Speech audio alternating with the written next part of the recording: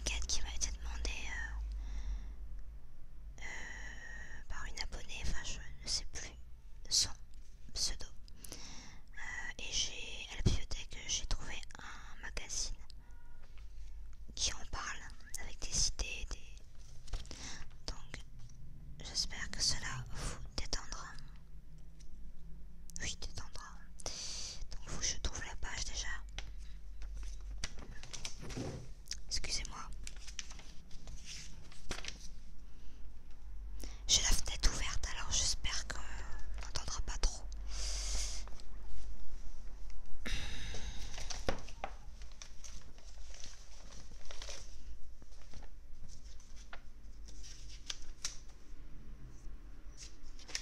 Je vais quand même fermer la fenêtre à chaque fois que je fais la même réflexion. J'ai galéré pour trouver la page, mais ça y est. Alors, positiver, ça prend. La grande affaire, et la seule qu'on doive avoir, c'est vivre heureux. Écrivait Voltaire. Sinon, à quoi bon être là? Se lever, manger, travailler. Étourdis par le quotidien, beaucoup l'ignorent, d'autres se complaisent dans le malheur. Tournez-vous vers le soleil plutôt que les nuages. Chacun doit devenir acteur de son bien-être. Pour être heureux, il faut être. Combien de fois passons-nous à côté de petits bonheurs, pourtant réels, juste parce que nous ne prenons pas la peine de les cueillir? Il faut se rendre présent au bonheur. Savourer les petites joies. Petits bonheurs deviendront grands. Je raconte pas tous les articles, Vivre au présent. Comment vais-je encore supporter ces bottes de vélo? Un dossier finalisé pour la fin de la semaine. J'y arriverai jamais. Encore jamais. On se programme mentalement et par des mots un avenir gris. Ce qu'on appelle en psy l'anticipation négative. Vivre ancré dans le réel permet d'éviter la généralisation, manie propre aux pessimistes, comme si on était victime d'un grand tout invisible. Comment s'inscrire dans l'ici et le maintenant? On peut s'y aider par la technique de la substitution. Dès qu'une pensée parasite nous envahit, on la remplace soit par une pensée positive, soit par une activité qui requiert de la concentration. La force de l'optimiste, c'est de penser que les situations heureuses durent longtemps, voire toute la vie, qu'il y a une permanence du bonheur. Voilà qui permet de se projeter. L'horizon est libre. Il faut donc s'autoriser à imaginer le meilleur.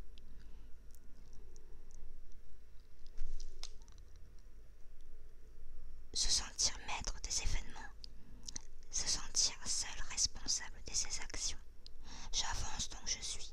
Être acteur de sa vie, c'est éviter le caractère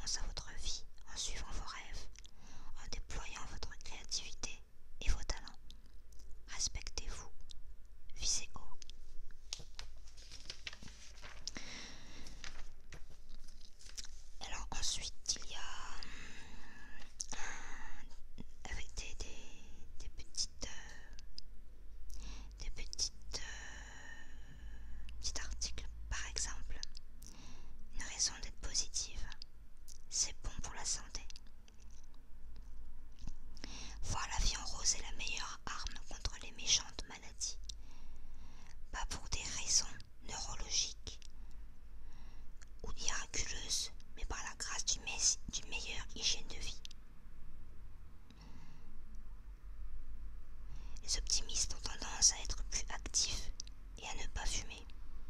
Les risques d'AVC seraient diminués par 2.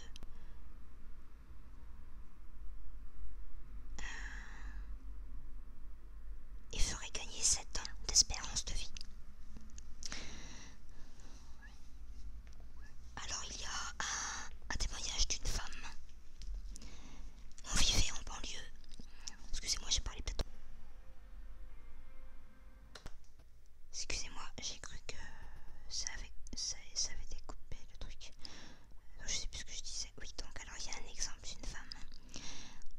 On vivait en banlieue parisienne. 4 enfants. Je m'occupais d'eux, mais je me sentais à l'arrêt. J'avais envie d'un projet. Avec Eric, on a décidé de tout changer pour ouvrir une chèvrerie dans les Pyrénées. Changement de cadre total. Et gros challenge, repasser son bac dans un lycée agricole à 33 ans. La force de Marie-Pierre, moins craindre les risques. Avoir la foi, le pressentiment